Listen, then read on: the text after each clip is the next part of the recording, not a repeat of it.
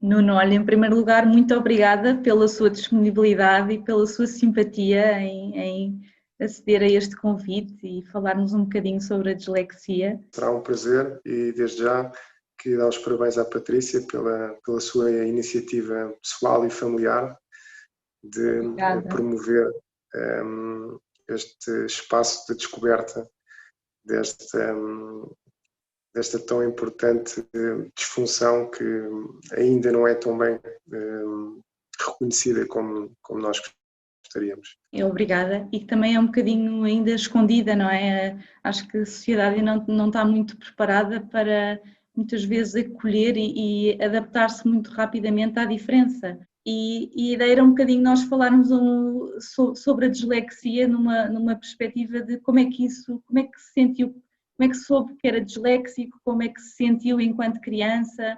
Muito bem. Olha, Patrícia, eu vivi numa época em que a dislexia não tinha o grau de conhecimento que já temos hoje e de acompanhamento, apesar de eu comecei, portanto, o meu percurso escolar num colégio que tinha um ensino bastante diferenciado. Nós éramos acompanhados por psicólogos, tínhamos ensino da música, tínhamos educação física desde os 5 anos, tínhamos teatro, tínhamos muitas atividades e houve uma grande preocupação em perceber, por um lado, qual é que era a minha lateralidade, se eu era canhoto, se era direito, e alguma dificuldade que eu tinha na aprendizagem, na escrita, na caligrafia, na atenção, e isso começou a ser monitorizado desde muito cedo. Recordo-me, portanto, apenas com 5 anos, mas recordo-me desse processo e de isso para mim ter sido positivo no sentido em que vinha responder a algumas dificuldades que eu sentia e que me achava um bocadinho diferente das outras crianças, até porque eu já lidava com tanta diferença, não é? Mesmo o facto de ter raízes africanas e de ser de Cabo Verde e viver numa família em que o meu padrasto era português e que, pronto, nós éramos uma família multicultural, racial, mas de verdade fora do âmbito da família havia ainda alguma intolerância e tudo isso na cabeça e no corpo de uma criança de 5 anos é complexo. Estamos a falar do Colégio Helen Keller, que nesse período foi importante porque realmente estava muito à frente, trabalhava com muitas crianças cegas e tinha um ensino bastante diferenciado, tínhamos turmas muito pequenas e permitiu, portanto, abordar essas dificuldades com muita qualidade. Infelizmente, por essa razão, nós acabámos por nos mudar para Santarém. Eu fui para o ensino público, numa cidade interior, onde não tive a oportunidade de ter esse acompanhamento que acontecia no Colégio Helen Keller. E não houve assim, uma preocupação muito grande por parte da minha família em atender a isso. E eu penso que aí tem muito a ver com o facto de eu ter começado a praticar um desporto, neste caso o judo. Pois, então, para si o diagnóstico foi importante, teve o acompanhamento no primeiro ano, não é? Na escola em Algés, e depois perdeu um bocadinho esse acompanhamento com mudança para Santarém. E o que é que sentia na escola? Ou seja, porque no fundo havia ali várias questões, não é? O facto como estava a dizer, de ter uma família multicultural e a própria dislexia em si. Sentiu alguma discriminação dos colegas? Gostava da escola? Qual é que era a sua ligação à escola nessa altura? Ora bem, naquele caso em particular é preciso perceber que eu saí da capital, não é? De um meio urbano, onde tinha o meu grupo de amigos, onde tinha a minha família, para ir viver para um meio bastante mais pequeno. Eu recordo-me que os primeiros tempos em Santarém foram muito difíceis, nós estávamos sempre desejosos de voltar para Lisboa, e eu, apesar de ter tido uma educação bastante eclética, tinha sobretudo dificuldades com a caligrafia, tinha muita dificuldade na leitura, mas isso não se refletia nos resultados escolares, porque eu vinha muito mais bem preparado que os meus colegas, não é? E naquela altura as escolas primárias assim do interior tinham alunos com muitas deficiências e, portanto, nessa fase eu não sentia essa diferença a nível escolar. Agora, aquilo que eu sentia era uma grande dificuldade de me integrar, do ponto de vista em que tinha dificuldade em perceber porque é que eu era tão trapalhão, porque é que eu tinha falta de atenção, e toda esta incerteza acabou por me encaminhar para o judo. Eu recordo-me que na altura ainda os meus pais foram aconselhados por um psicólogo pela prática de um desporto e em concreto do judo, que o meu padrasto já tinha praticado, e devo-te dizer, Patrícia, que foi uma paixão à primeira vista, porque eu hoje em dia tenho essa facilidade de me pôr do lado das crianças, porque recordo-me perfeitamente das sensações que tive e daquilo que eu vivi no contexto da prática do judo. O judo oferecia-me um espaço de grande liberdade e de poder explorar as minhas energias todas, ou seja, cambalhotas, saltos, fazer tudo aquilo que me impulsionava, mas com um grande nível de rigor, com uma disciplina muito bem alicerçada, com um exemplo, com um modelo que é o nosso mestre, que é a pessoa a quem nós temos esta relação de afeto e ao mesmo tempo de respeito, e de certa forma o judo deu-me um ponto de foco, acabou por ser um certo farol, e um farol muito importante porque conectava algo que eu sentia bastante desconectado, que é a minha relação com o corpo e a minha relação com a minha mente e com a minha capacidade de concentração e mesmo de procurar ter objetivos. Ou seja, eu acho que nesse aspecto o judo em particular, mas qualquer desporto, tem um papel muito importante que talvez a escola não consiga ter, que é colocar-nos a fazer uma coisa que nós gostamos muito e que nos ajuda a estarmos, portanto, mais focados e mais orientados, sendo que nesse espaço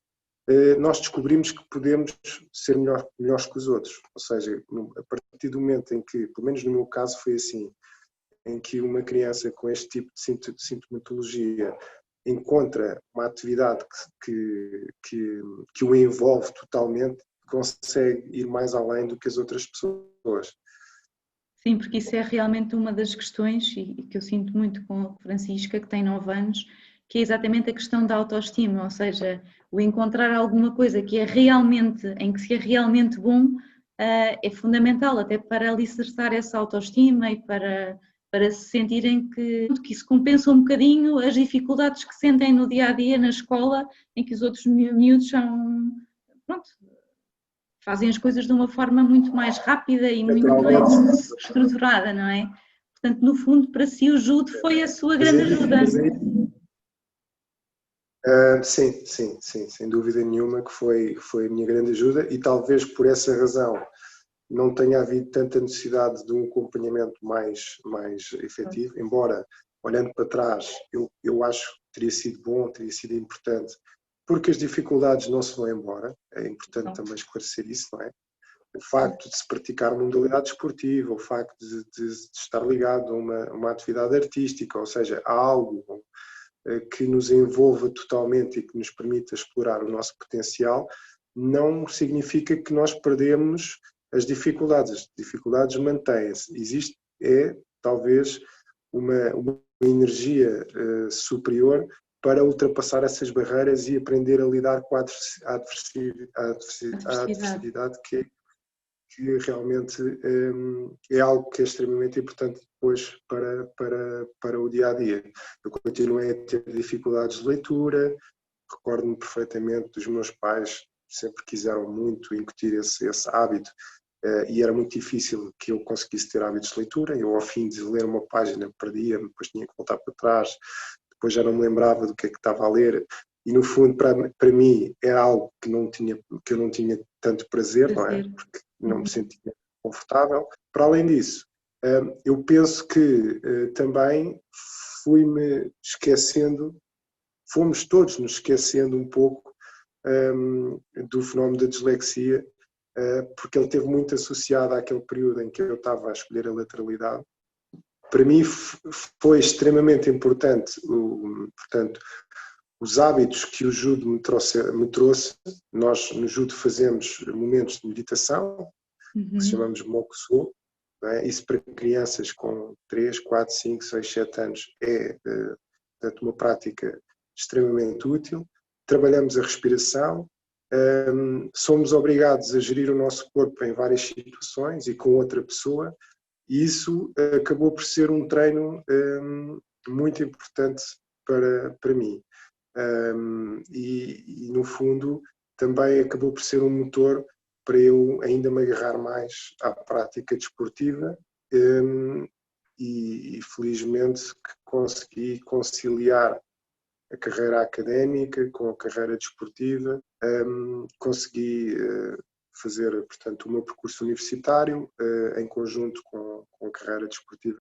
Porque, no fundo, aquilo que aconteceu foi que o Nuno foi buscar ao judo as estratégias que depois implementou para contornar a dislexia, para e conseguir fazer o seu percurso universitário, porque uma das coisas que as crianças têm, exatamente a nível da dislexia, é esta dificuldade de concentração, que se consegue muito no judo, não é? Porque isso era precisamente uma das questões que eu tinha para lhe fazer, é como é que um atleta de alta competição, não é? Como o Nuno, consegue depois concentrar-se, porque isto é uma característica muito, muito recorrente nas pessoas disléxicas, que se dispersam muito facilmente.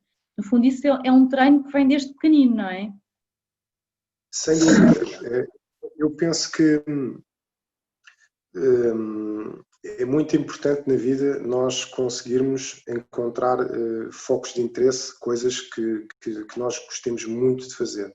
E eu aí sempre tive uma opinião muito crítica enquanto educador, enquanto formador de jovens, porque, não sei se sabes, mas o meu percurso académico é na área das ciências do desporto e na motricidade humana, e eu ainda fui dar aulas na escola pública.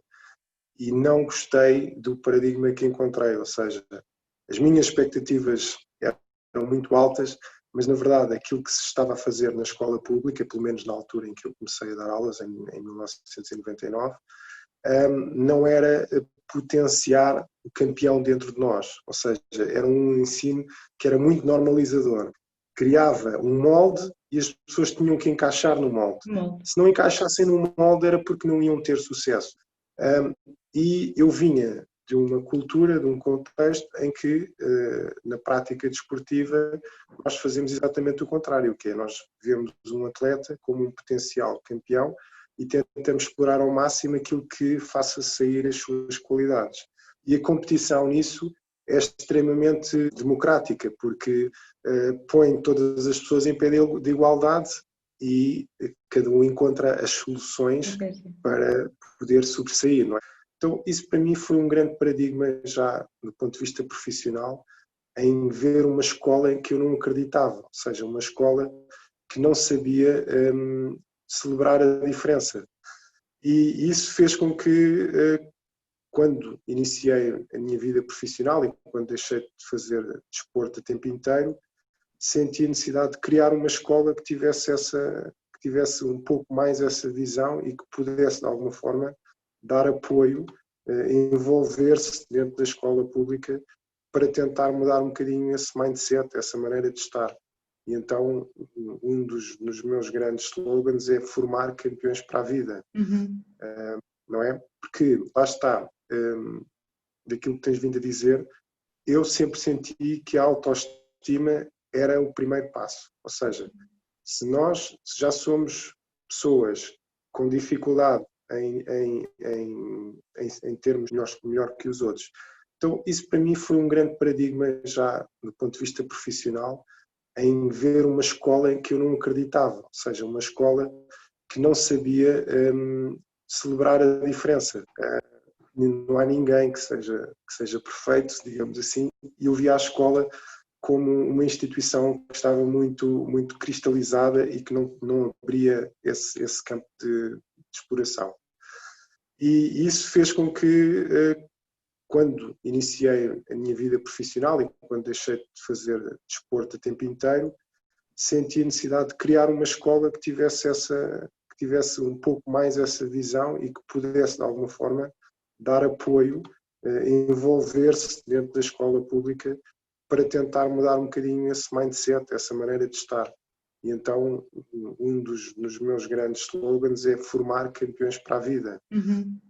Eu sempre senti que a autoestima era o primeiro passo. Ou seja, se já somos pessoas com dificuldade em termos estima própria devido a essas dificuldades, se as pessoas que estão à nossa volta não criarem esse ambiente facilitador, torna-se muito difícil. O judo foi o seu motor da autoestima, não é? Que depois Sem permitiu dúvida, dar os sem saltos dúvida. até chegar onde chegou, no fundo. Sem dúvida. Oh, Nuno, nós como pais de crianças disléxicas muitas vezes temos algumas dúvidas como é que nós podemos ajudar os nossos filhos. Tem algum conselho como disléxico para nós pais e professores? Portanto, a nível da escola, eu concordo com aquilo que diz, é claro que se está a fazer um caminho e isso é um caminho que se está a fazer nas famílias, nas escolas, na sociedade em geral, nas empresas até, mas que é um caminho muito lento para aquilo que nós precisamos de integrar a diferença. Mas tem algum conselho para os pais e para os professores na forma como podem ajudar estas crianças? Sim, o conselho que eu poderia dar é, acima de tudo, ter esta noção que nós no desporto rapidamente somos confrontados com isso, que é todas as pessoas têm um grande potencial e nós temos que saber olhar para os pontos fracos, digamos assim, para olhar para as dificuldades que cada um de nós tem como oportunidades de desenvolvimento e não esconder. Normalmente os pais, os professores, os treinadores, nós próprios não gostamos de mostrar as nossas fragilidades, não gostamos de, portanto, explorar o nosso lado menos bom. Gostamos de nos sentir na zona de conforto e gostamos de nos sentir onde realmente temos a potência para sermos aceitos, entre aspas, não é? Mas é exatamente aí que está o nosso potencial de crescimento.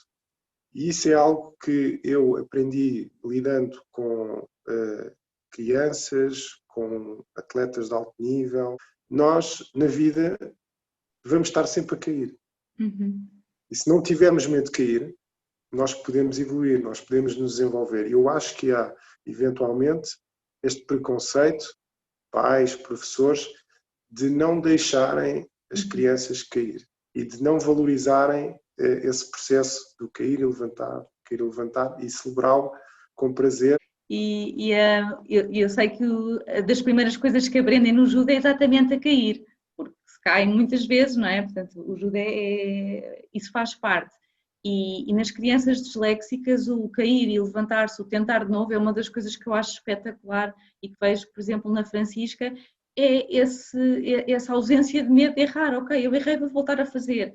E isso é um enorme ensinamento para a vida, não é? Porque são normalmente pessoas muito mais persistentes, muito mais resilientes e, portanto, têm muito mais probabilidade de ir mais longe porque saem da caixa. Não há caixa.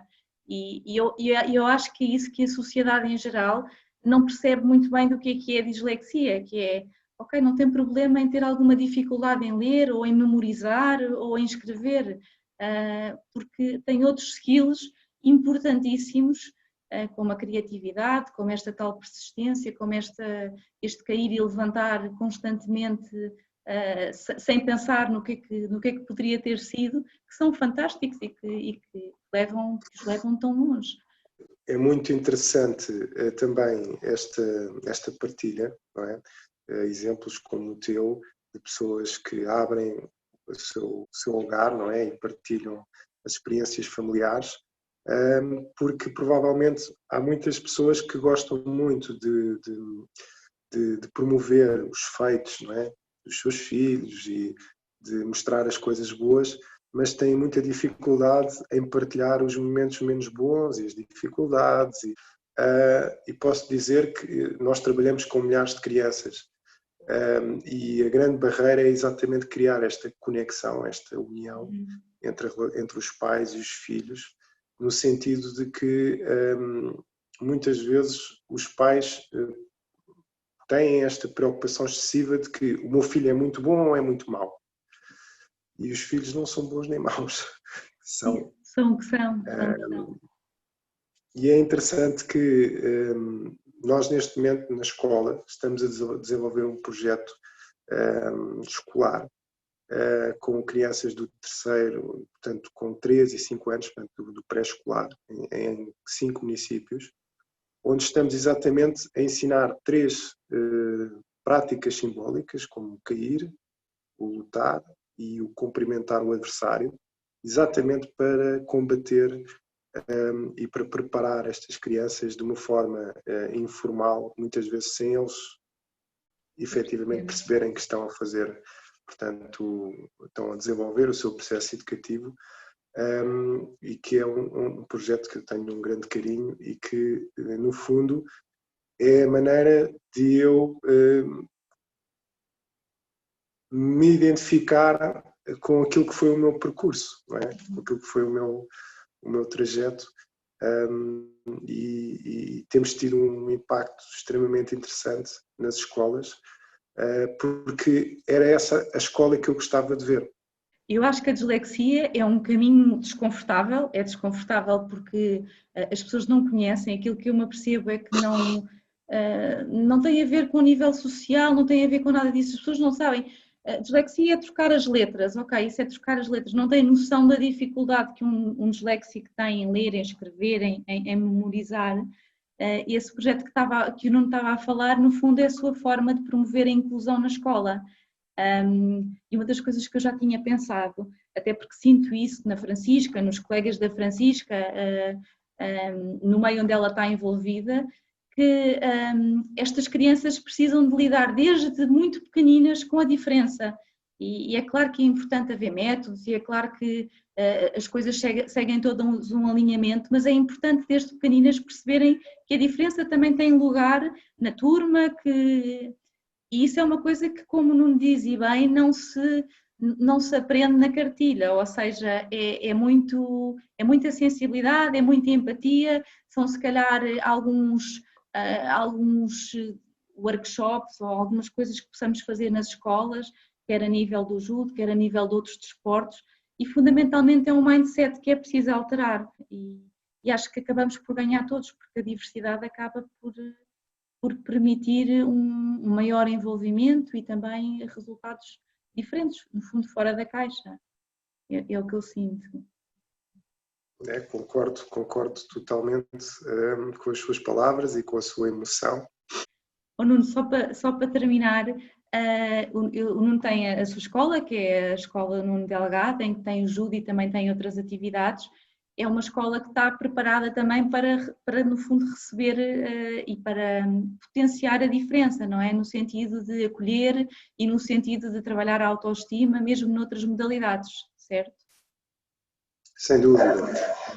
O meu grande objetivo quando desenvolvi esta escola, muito mais do que criar um clube desportivo, que também o é, e com atletas de alto nível, mas acima de tudo é oferecer uma ferramenta que pudesse acompanhar, portanto, o percurso escolar dos nossos alunos com uma atividade que os prepara para a vida, que os recebe e os envolve com as mesmas características para qualquer um. Há uma coisa que é comum e que todos os nossos professores trabalham muito bem, que é todos os nossos alunos são campeões. Acho que é um conceito extremamente importante. E essa é a base de partida. E a partir daí vamos trabalhar. Agora, as conquistas de cada um destes campeões são totalmente diferenciadas, não é? Claro. Nós podemos ter um atleta a preparar-se para os Jogos Olímpicos, como podemos ter, como já tivemos, crianças que ultrapassaram a barreira de se colocarem de pé para poderem fazer uma técnica de judo, é uma conquista extraordinária. Claro. Nuno, muito obrigada pelo seu tempo. Nada, Patrícia. Foi super interessante ter o seu testemunho. Acho que vai influenciar imensos miúdos e fundamentalmente também os rapazes, porque muitas vezes não se sentem retratados nesta questão da dislexia e portanto acho que vai ser importantíssimo. Muito obrigada.